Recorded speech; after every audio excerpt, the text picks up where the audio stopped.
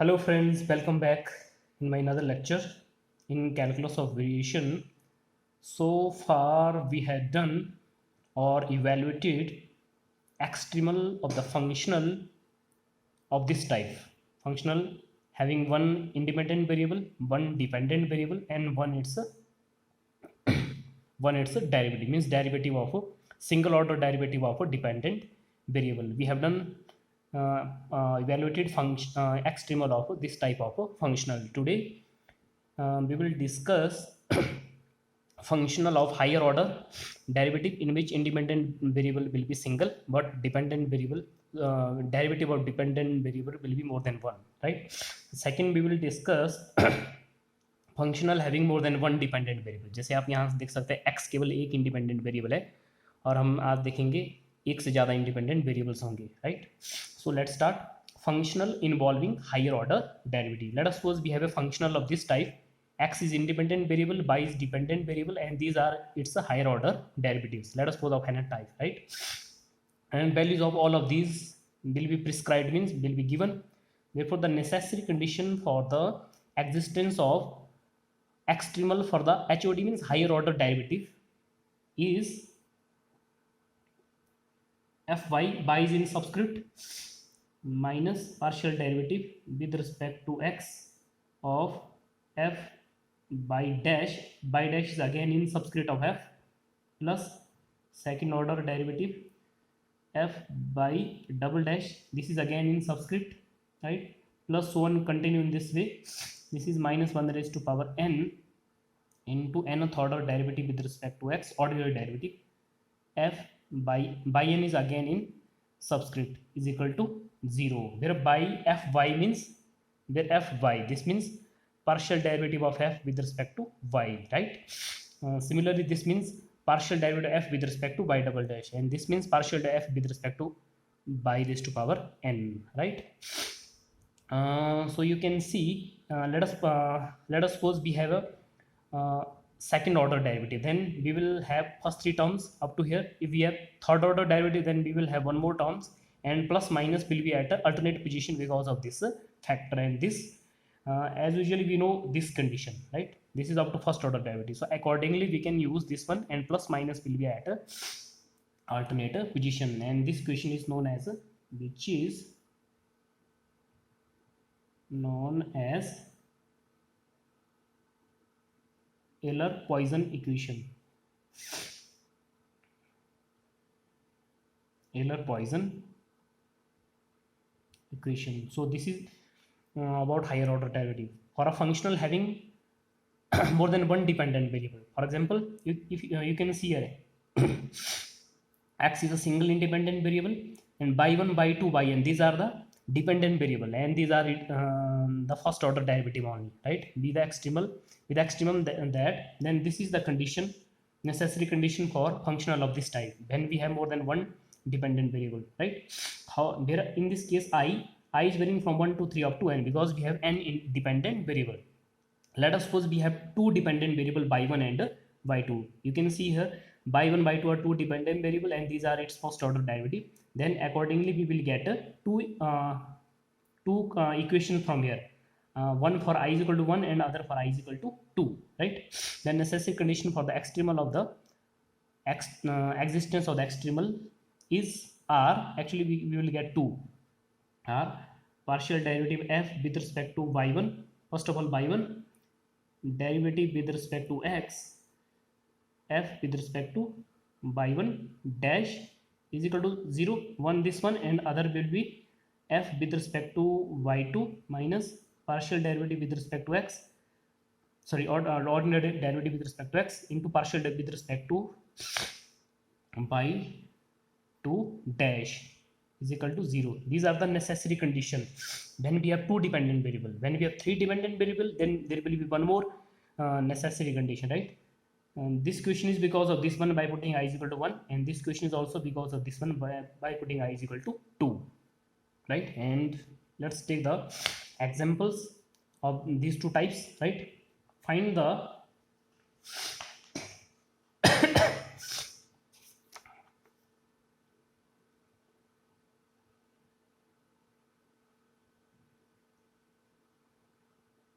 find the extremal of the this functional, right? Here you can see we have a higher order derivative, right? Solution: given function f, this is a function of x by y dash by double dash, because highest order derivative is 2. This one, this is given to be y double dash square minus 2y dash square plus y square. Dash means derivative. This is first order derivative and this is second order derivative, and square as usual meaning, right? Now by Taylor-Poisson equation,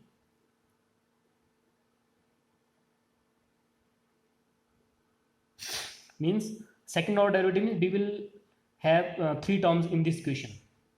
So we will get f with respect to y, derivative with respect to x, f with respect to y dash plus second order derivative with respect to x, f with respect to y double dash will be equal to 0. This is because of this one, minus 1 power 2 will be 1. That's why there is plus sign. Substitute the values here. Let us put this to be 1. This implies with respect to y means this will be 2y, rest all are 0. With respect to y dash is only in this term, so this will be minus 4y dash, minus 4y dash, rest all are 0. Second order derivative with respect to y double dash is only in this term, so this will be 2 times y double dash is equal to 0, right? On solving this equation, second order derivative one more, dividing both side by 2, so this will be fourth order derivative, right?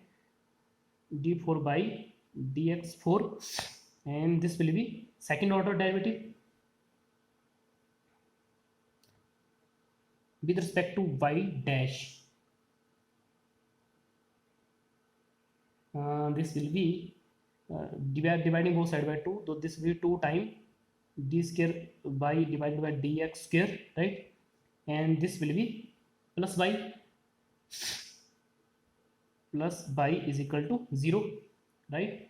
And in this equation in symbolic form can be written as d4 plus 2 d square plus 1, y is common everywhere, is equal to 0. This is symbolic form of this equation, right? Here auxiliary equation means coefficient of y is, this is differential operator of order 2 and this is differential operator of order 4. You can see here auxiliary equation means coefficient of y will be equal to 0. d4 plus 2d square plus 1 is equal to 0. This implies this is d square plus 1 whole square is equal to 0. So what will we get d from here? This is 0 plus minus iota, 0 plus minus iota, means we are getting pair of complex roots, alpha plus minus iota beta, and we are getting this 2 times. So solution will be e raised to power alpha x c1 plus c2 x cos beta x plus c3 plus c4 x sin beta x, bracket close, because we are getting pair of complex root. This is getting repeated 2 times,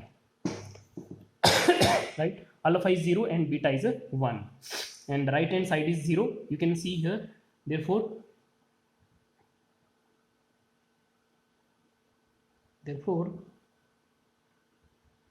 solution of equation 2 is, जो equation 2 का जो solution होगा वो होगा हमारे पास y is equal to, use here alpha is 0, so this will be e raised to power 0x c1 plus c2 x, beta is 1 cos x c3 plus c4 x sin x, because of this root and this result. So e power 0 is 1. This is c1 plus c2 x cos x plus c3 plus c4 x sin x. So this is the required extremal, which is required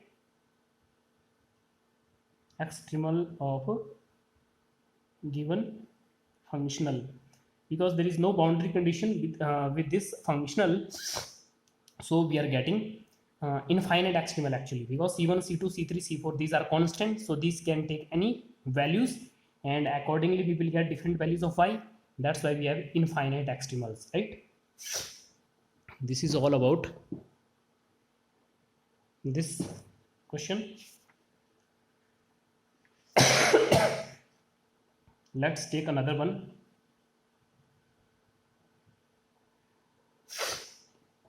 This one, find the extremal of this functional under these condition. Again we have functional of higher order, right?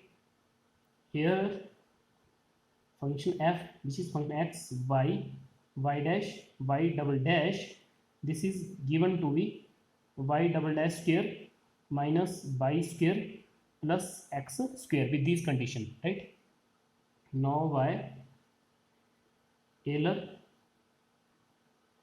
Poisson equation, we have second order means we will again have f with respect to y, derivative with respect to x, f with respect to y dash, plus second order ordinary derivative with respect to x, f with respect to y double dash is equal to 0. Use this question. This implies with respect to y, so this will be minus 2y. With respect to y dash, there is no y dash, तो ये 0 आ जाएगा. With respect to dx, with respect to y double dash, so 2y dash, 2y double dash, right?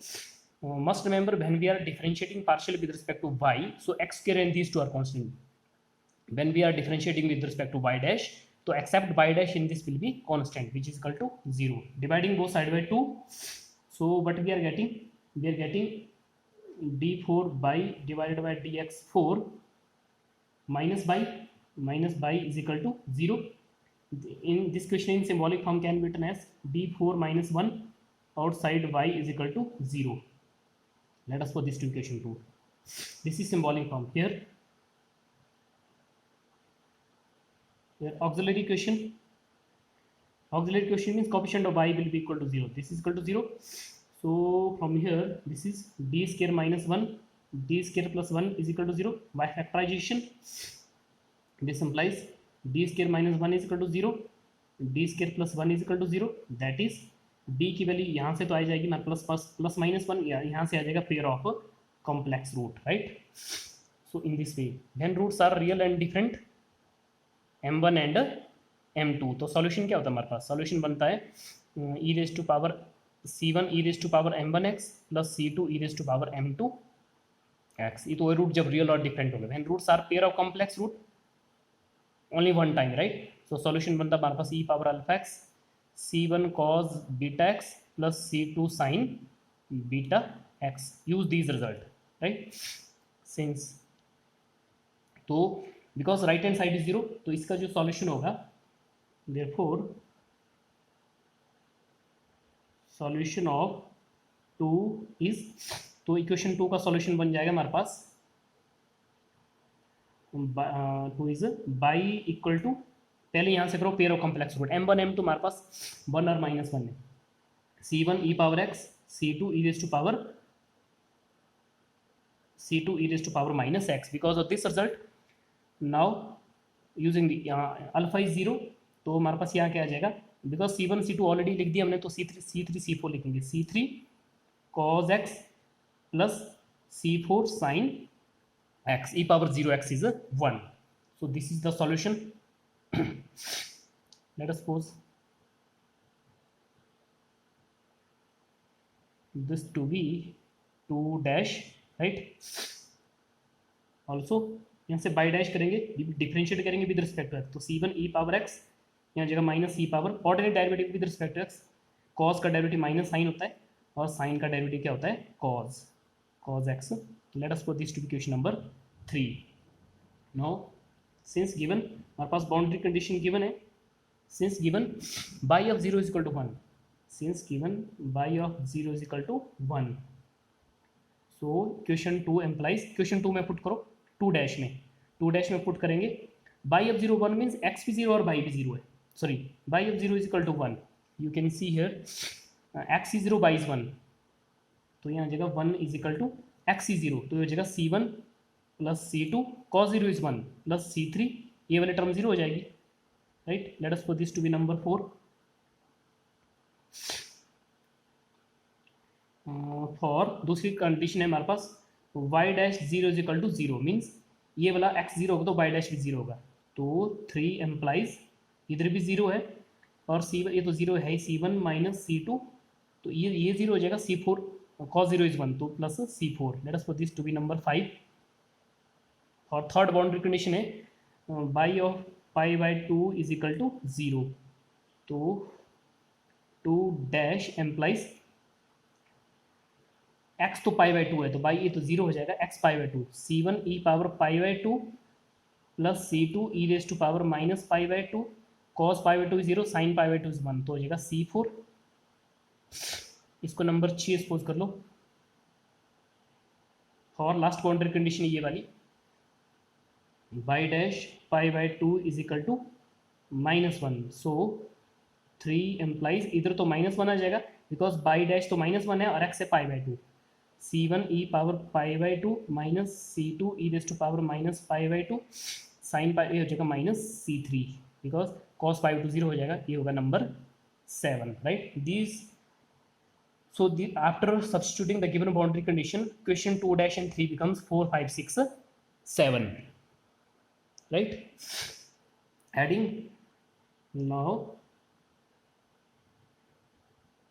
adding 4 and 7, 4 question 4 और 7 को add करेंगे, C3 हमारे पास cancel हो जाएंगे, 1 minus 1 ये भी जीरो हो जाएगा, तो 0 is equal to C1 common है 1 plus e power pi by 2,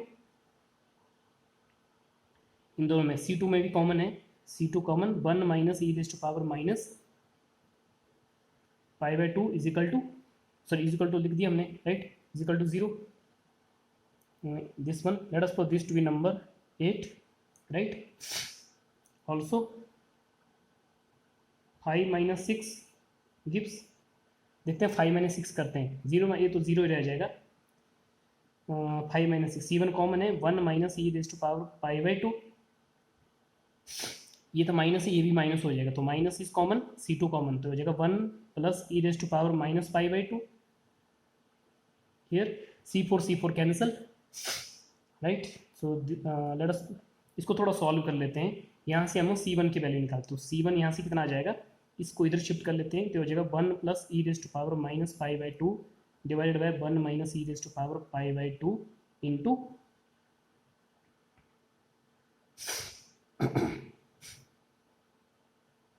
C2, right, into C2, इसको नंबर 9 सपोज कर लेते हैं।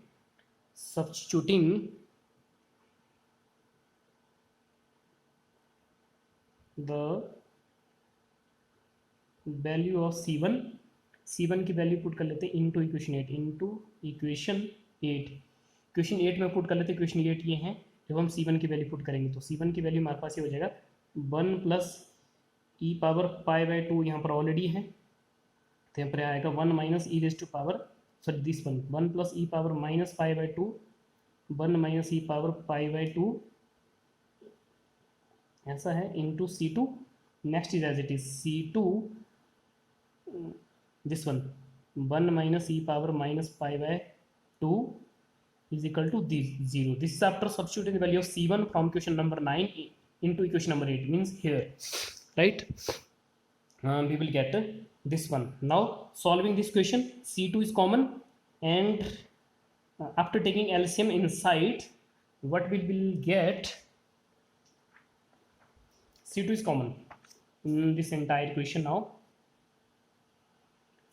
this further implies C2 is common, and after taking LCM inside we will get, and simplifying we will get 4 divided by 1 minus e power pi by 2 bracket close is equal to 0. Now and this is exponential term, so this factor is never equal to 0, since 4 upon 1 minus e power pi by 2, this factor is never equal to 0, so only option is, this implies C2 is equal to 0. C2 की value हमारे पास 0 आ जाएगी, therefore for C2 is equal to 0, question 9 becomes, देखते हैं question 9 क्या बन जाएगी हमारे पास, क्वेश्चन 9 में पुट कर लेते हैं, क्वेश्चन 9 हमारे पास ये है, जब C2 0 हो तो C1 भी 0 आ जाएगा, right. 9 becomes C1 is equal to 0, 10 हमारे पास क्या आएगा, C1 इज इक्वल टू 0 और C2 भी हमारे पास दोनों 0 आ गए, right. Finally substituting the values of C1 C2, C1 C2 की वैल्यू पुट कर लेते हैं into 4 and 5, C1 C2 into 4 and 5, question number 4 और 5 में पुट करेंगे। C1 C2 0 है, वी गेट क्वेश्चन नंबर 4 से हमारे पास आ जाएगा C3 is equal to 1 and question number 5 से हमारे पास आ जाएगा C4 is equal to 0। This is since of 4 and this is since of 5, right. Hence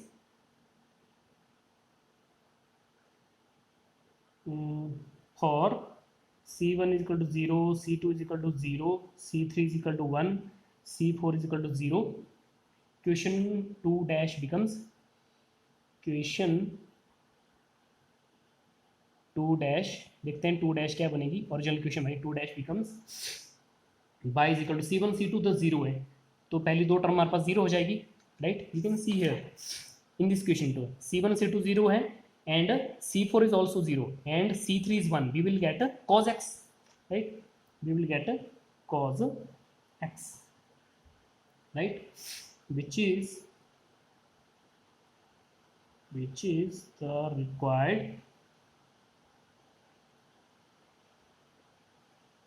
extremal, and we are getting unique extremal because there is no any constant in this equation, right.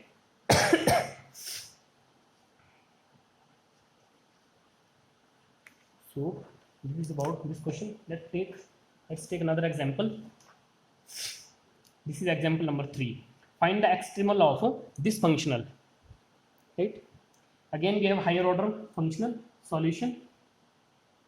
Here functional is function, this is of x, y, y dash, y double dash, and its value is y double dash square minus 2y dash square plus y square minus 2y sin x. Now by Euler-Poisson equation, f with respect to y, derivative with respect to x, f with respect to y dash plus derivative with respect to x second order, f with respect to y double dash is equal to 0. Use this f here, right. What will we get with respect to y? With respect to y means 2y, तो यहाँ से आ जाएगा with respect to y, y का derivative 1 minus 2 sin x minus 2 sin x minus derivative with respect to y dash, तो ये हो जाएगा 4y dash minus 4y dash because y dash केवल इसी टर्म में है plus second order derivative with respect to y double dash केवल यहाँ पर है, तो हो जाएगा 2y double dash because we are differentiating with respect to y double dash is equal to 0. इसको थोड़ा सिंप्लीफाई कर लेते हैं, ये तो फोर्थ ऑर्डर बन जाएगा, 2 से डिवाइड भी कर रहे हैं हम, d4 by divided by dx4, ये माइनस माइनस प्लस भी हो जाएगा पर 2 रह जाएगा because we are dividing by 2, तो हो जाएगा plus 2 time d square y divided by dx square plus y is equal to sine x. This is after dividing both side by 2 because second order derivative already है, तो 2 और करेंगे तो 4 हो जाएगा, 1 ऑलरेडी है, 1 और करेंगे तो 2 हो जाएगा, राइट. साइन एक्स को हमने राइट में शिफ्ट किया है और dividing both side by 2. Let us put this to be, इसका सिंबॉलिक फॉर्म लिख सकते हैं हम, ये हो जाएगा d4 plus 2d square plus 1 y is common is equal to sine x, which is called symbolic form of this. This is ordinary differential question of order 4, right. You are very familiar this in the second semester, I hope, right. Here auxiliary question coefficient of y को हमने 0 put करना है, d4 2d square plus 1 is equal to 0. ये differential operator है fourth order का, ये second order का, y is common everywhere.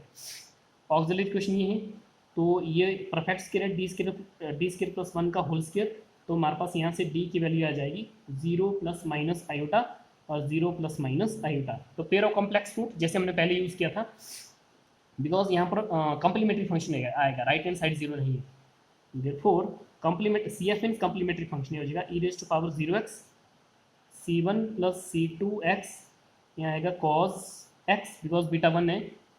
Next आएगा c3 plus c4x sine x, bracket close. तो इसको जब हम सिंप्लीफाई करेंगे ये आ जाएगा c1 plus c2x cos x, c3 plus c4x sine x, right.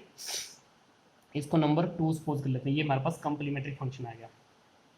Also particular integral means 1 upon coefficient of y। Coefficient of y यहाँ पर है हमारे पास d4 plus 2d² plus 1 into right hand side है हमारे पास sine x, sense of equation 1। अगर आप ये देखेंगे ये पर्टिकुलर इंटीग्रल इस टाइप का है, f of d² into sine a x। तो इस केस में हम d² को रिप्लेस करेंगे माइनस a स्क्वेयर से, and a in this case is 1, it means d² को रिप्लेस करेंगे माइनस 1 से, राइट। जब हम d² को यहाँ पर रखेंगे, d² जगह माइनस 1 है तो 1 हो जाएगा, 1 1 2 और ये माइनस 2 हो जाएगा, 0 हो जाएगा, रूल फेल, ये वाला रूल फेल हो जाएगा, रूल फेल। जब हम ये वाली चीज़ यहाँ पर पुट करेंगे रूल फेल हो जाएगा। रूल फेल में हम क्या करते हैं, ऊपर x लिखेंगे और डिनोमिनेटर का डेरिवेटिव करेंगे विद रिस्पेक्ट टू d, तो ये हो जाएगा 4d3 plus 4d, right. Ordinary derivative है, ऊपर x लिखना है और साइन x को एज इट इज रखना है, डेरिवेटिव ओनली ऑफ डिनोमिनेटर। फिर से रूल अप्लाई करो, रूल है हमारे पास d² equal to minus 1, d² equal to minus 1, d² की जगह minus minus 4d plus 4d, rule फिर से फेल हो रहा है, रूल फेल्स अगेन, फिर से रूल फेल हो रहा है, फिर से रूल फेल हो गया। एक x ऊपर और लिखेंगे, मीन्स यहाँ पर एक x यहाँ पर और लिखेंगे, नीचे डेरिवेटिव करेंगे, ये हो जाएगा dq का डेरिवेटिव हो जाएगा यहाँ 12d² plus 4 sine x as it is रखेंगे, फिर से रूल अप्लाई करो, right. d² equal to minus 1, अब तो रूल फेल नहीं होगा बिकॉज d² माइनस 1 करने पर यहाँ पर क्या आ जाएगा, ये तो x² है, नीचे हो जाएगा minus 12 plus 4 into sine x, right. ये हो जाएगा माइनस 8, ये आ जाएगा minus x² divided by 8 into sine x, इसको सपोज कर लेते हैं नंबर 3, राइट। सो नाउ तो देयरफॉर सॉल्यूशन ऑफ 1 इज, लिख देते हैं यहाँ पर, therefore solution of equation 1 is, तो इसका सॉल्यूशन आ जाएगा CF plus PI, complementary function plus particular integral. Complementary function हमारे पास ये है c1 प्लस c2x, सॉरी यहाँ पर cos x है, c3 प्लस c4x, इसके साथ साइन x है, और पर्टिकुलर इंटीग्रल हमारे पास minus x² divided by 8 into sine x, because there is no boundary condition, so this will be required, which is required extremal, right. तो ये given function का functional का एक्सट्रीमल हो जाएगा, right. Let's take another example, find extremal of this one. Again we have functional of higher order, here f of x by y dash y double dash y triple dash चलेगा अभी यहाँ पर, इसकी value है 2xy plus y triple dash का square, ये हमारे पास दिया हुआ है। Now by Taylor Poisson equation, Taylor Poisson equation हो जाएगी partial f with respect to y, derivative with respect f with respect to y dash plus ordinary derivative of 2 partial derivative of f with respect to y double dash minus third ordinary derivative with respect to x f with respect to y triple dash is equal to 0। हमारे पास एक term यहाँ पर बढ़ जाएगी, right, by Taylor Poisson equation. तो यहाँ पर put कर लेते हैं, इसको पुट कर लेते हैं with respect to y, with respect to y करेंगे 2x आ जाएगा, right. With respect to y dash there is no y dash, with respect to y double dash, यहाँ y डबल डैश भी नहीं है तो डेरिवेटिव 0 होगा, ट्रिपल डैश है तो ये जगह 2 time y triple dash is equal to 0। तो हमारे पास 2 ही टर्म बचेगी यहाँ पर, 2 से डिवाइड भी कर लेते हैं, 3 3 6 डेरिवेटिव हो जाएगा, तो जगह d6y divided by dx6 minus x, right, या माइनस एक्स को हम राइट में ले जाएंगे तो एक्स हो जाएगा, टू टू कैंसिल, राइट। इसको यहाँ से हमने बाई निकालना है तो इसको कंटिन्यू इंटीग्रेट कर लेते हैं, बिकॉज डेरिवेटिव इंटीग्रेशन कैंसिल करते हैं एक दूसरे को, इंटीग्रेटिंग, इसको इंटीग्रेट कर लेते हैं, इंटीग्रेटिंग कंटिन्यूसली जब तक हमारे पास बाई नहीं आएगा, राइट। वी गेट, एक बार इंटीग्रेट करेंगे तो ये फिफ्थ ऑर्डर का डेरिवेटिव बन जाएगा, राइट। और यहाँ पर x का इंटीग्रेशन हो जाएगी, x square divided by 2 plus c1, c1 means constant of integration. फिर से कर लेते हैं, फिर से करेंगे इंटीग्रेशन तो यहाँ पर फोर्थ ऑर्डर का बन जाएगा, राइट। यहाँ हो जाएगा, इसकी इंटीग्रेशन करेंगे x cube divided by 6 plus c1 की इंटीग्रेशन हो जाएगी x, और साथ में आ जाएगा कॉन्स्टेंट ऑफ इंटीग्रेशन। फिर से कर लेते हैं, फिर से करेंगे, एक डेरिवेटिव और घट जाएगा तो यहाँ पर थर्ड ऑर्डर का रह जाएगा, राइट। यहाँ हो जाएगा x cube x 4 divided by 24, c1 x square का, एक्स का हो जाएगा x square divided by 2, c2 का आ जाएगा, इसके साथ x आ जाएगा, एक और कांस्टेंट ऑफ इंटीग्रेशन आ जाएगा, बिकॉज हम इंटीग्रेशन कर रहे हैं। फिर से इंटीग्रेट कर लेते हैं, एक डेरिवेटिव और घट जाएगा, d square y divided by d x square, x 4 का हो जाएगा एक्स 5 डिवाइड 5 से मल्टीप्लाई करेंगे 120, हो जाएगा 9 एक्स क्यूब डिवाइडेड बाई नीचे 6 आ जाएगा, सॉरी ये 6 आ जाएगा, this is c1 not 9, this is c1, ये आएगा c2 x square divided by 2 plus c3 x, साथ में एक और कांस्टेंट ऑफ इंटीग्रेशन आ जाएगा, बिकॉज हम चौथी बार इंटीग्रेट कर रहे हैं। फिर से कर लेते हैं इंटीग्रेट, एक डेरिवेटिव और घट जाएगा, d y upon d x, x 6 ये हो जाएगा 720, c1 x 4 divided by 24, c2 x cube divided by 6, c3 x square divided by 2, c4 की इंटीग्रेशन में x आ जाएगा, साथ में और कांस्टेंट ऑफ इंटीग्रेशन आ जाएगा c5। और लास्ट छठी बार हम जब हम इंटीग्रेट करेंगे इसको, डेरिवेटिव ये घट के हमारे पास क्या बन जाएगा, फाइनली हमारे पास बाई आ जाएगा। एक बार इंटीग्रेशन लास्ट है तो यहाँ से बाई की वैल्यू आ जाएगी x 7 से मल्टीप्लाई करेंगे आ जाएगा 5040, c1 x 5 से करेंगे 120 आ जाएगा, ये c2 x 4 यहाँ नीचे 24 आ जाएगा, c3 x 3 नीचे 6 आ जाएगा, c4 x square divided by नीचे 2 आ जाएगा, c5 x plus c6, where c6 is the constant of integration. It means हमने इसको 6 बार इंटीग्रेट किया continuously, so in this way finally we are getting y means extremal, which is the required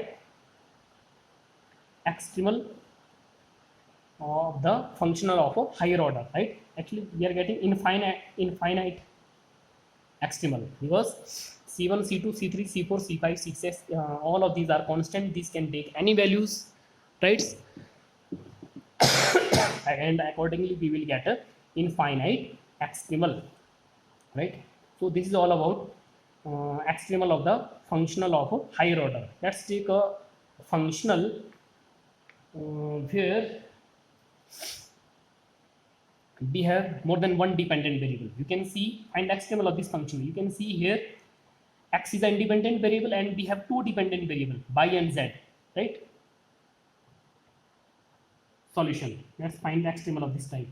Solution, here function है हमारे पास जो x y z y dash z dash, y और z हमारे पास ये दो डिपेंडेंट वेरिएबल है, ये इनके फर्स्ट ऑर्डर के डेरिवेटिव है, तो इसकी वैल्यू हमारे पास ये 2zy minus 2y square plus y dash square minus z dash square, right? Here you can write here y z are, ये हमारे पास डिपेंडेंट वेरिएबल है, dependent variable.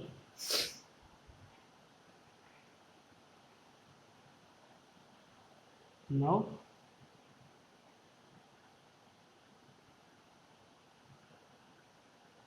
here conditions are, जैसे मेरे को पता, हमारे पास दो नेसेसरी कंडीशंस आएगी। पहली बनेगी partial derivative f with respect to y minus derivative with respect f with respect to y dash is equal to 0, और सेकंड होगी हमारे पास partial f with respect to z minus derivative with respect to x f with respect to z dash is equal to 0।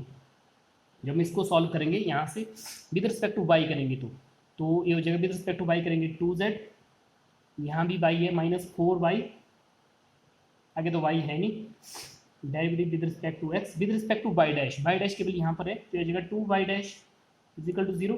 इसको थोड़ा और solve कर लेते हैं, ये डबल ये बन जाएगा d² अपॉन dx² -2 से डिवाइड कर लेते हैं हम प्लस 2y माइनस z हो जाएगा, पर इसको राइट में ले जाते हैं z करते हैं, right. Let us put this to be number 1। इसको भी सॉल्व कर लेते हैं, विद रिस्पेक्ट टू z करेंगे तो ये 2y रह जाएगा और कहीं है नहीं, derivative with respect to z dash तो यहाँ केवल है -2z dash is equal to 0। तो इसको जब हम सिंप्लीफाई करेंगे इसको 2 से डिवाइड कर लेते हैं तो ये हो जाएगा d² divided by dx² plus pi is equal to 0। 2 से मैंने डिवाइड भी कर लिया। Let us put this to be question number 2, right.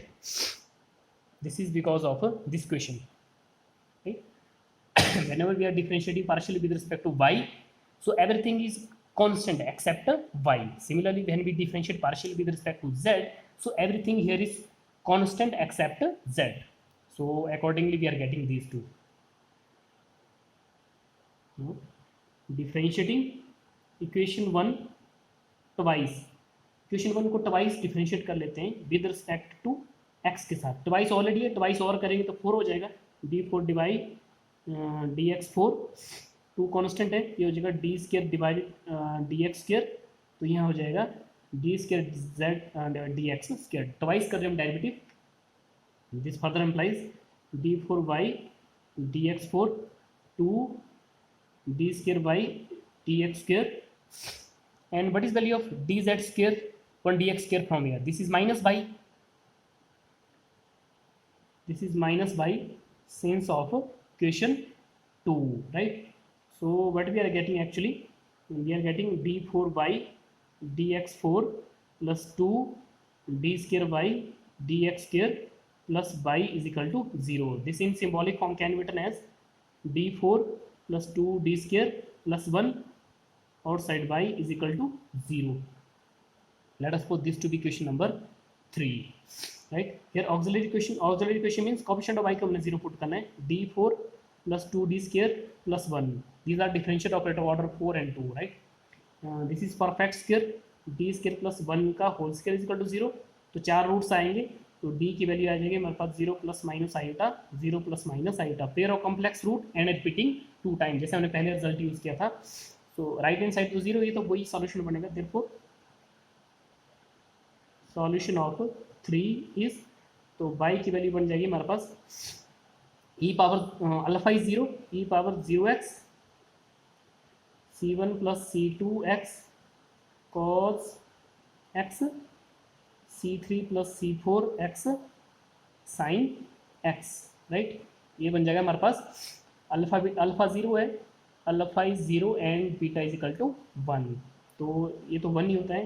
यह c1 plus c2x cos x, next होगा c3 plus c4x sin x, right. Let us put this to be number 4। ये तो y की वैल्यू हो गई, ये तो हमारे पास y की वैल्यू आ जाएगी।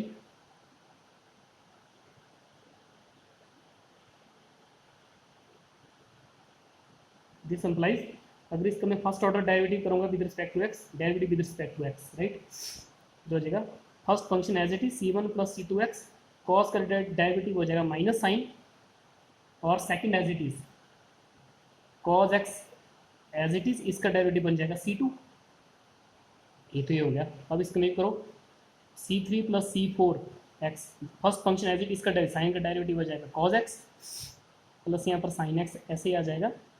सेकेंड एज इसका डेरिवेटिव आ जाएगा c4 आ जाएगा। This is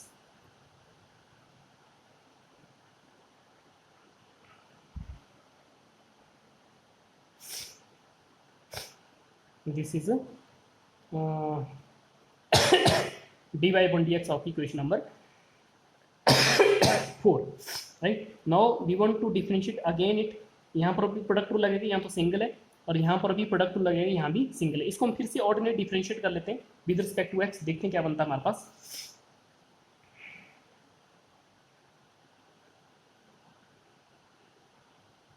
also right is also d square y upon d x square. पहले टर्म में प्रोडक्ट रूल लगेगा, तो पहले टर्म क्या बनेगी हमारे पास, तो ये तो एज इट इज है,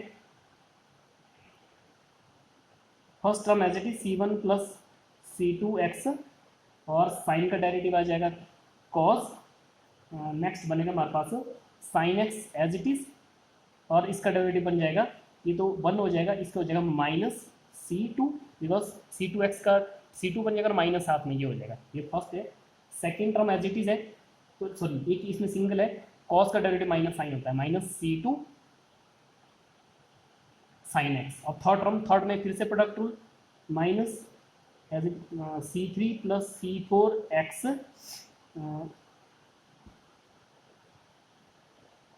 और कॉस का डेरिवेटिव हो गया माइनस साइन, माइनस मैंने पहले लिख दिया, plus cos x as it is, और यहाँ पर आ जाएगा इसके साथ सी फोर, और लास्ट टर्म है c four sine x, c four constant है, साइन एक्स का डेरिवेटिव बन जाएगा cos x, right. So this is because of previous d y upon d x. इसको थोड़ा सिंप्लीफाई कर लेते हैं, तो हमारे पास यहाँ से क्या आने वाला है, minus c one plus c two x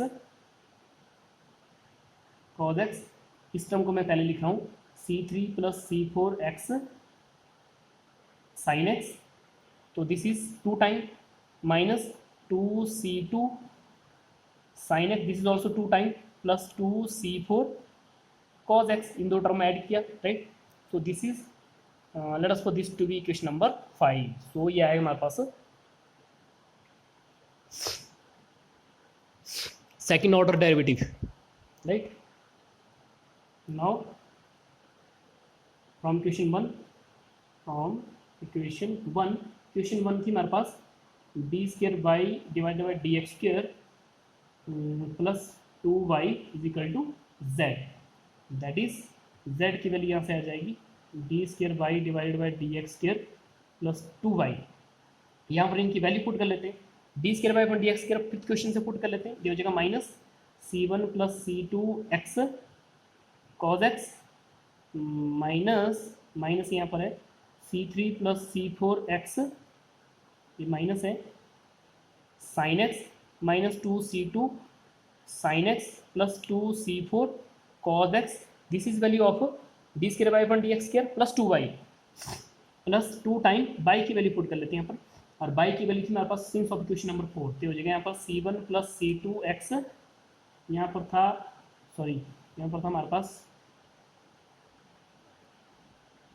cos x, यहाँ है c3 प्लस c4 एक्स, इसके साथ था sine x, right. This is because of 4 and 5।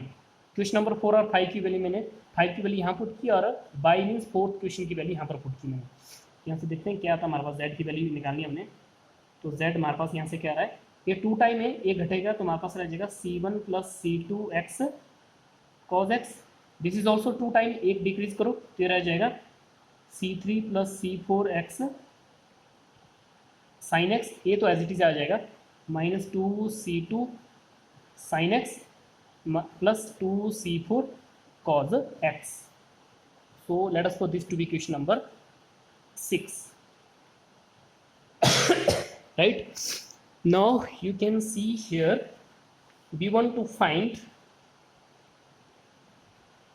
extremal of this functional. Here we have more than one dependent variable, we have two dependent variable y and z, means if we solve this by using these necessary condition, we will get the value of y and z. Value of y we have already evaluated in this way, this is value of y, it means this is one of the extremal, this is one of the extremal. Now we want to find value of z also, that's why I am finding dy upon dx followed by its second order derivative. Second order derivative is this one, in this way we are finding value of z. So finally we are getting the value of y and z by equation 4 and 6. Thus equation 4 and 6 are the required extremals of a given functional, right? So friends, what we have learned in this lecture, we have learned how to find the extremal of a functional having higher order derivative and function of this type, higher order derivative,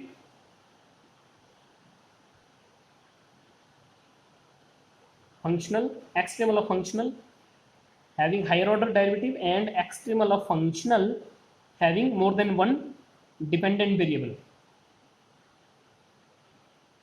More than one dependent variable. You can see here y and z are two dependent variable. In this case, there is only one dependent variable. So this is functional of higher order, and this is functional of having more than one dependent variable. You can see here there are two dependent variable. So this is all about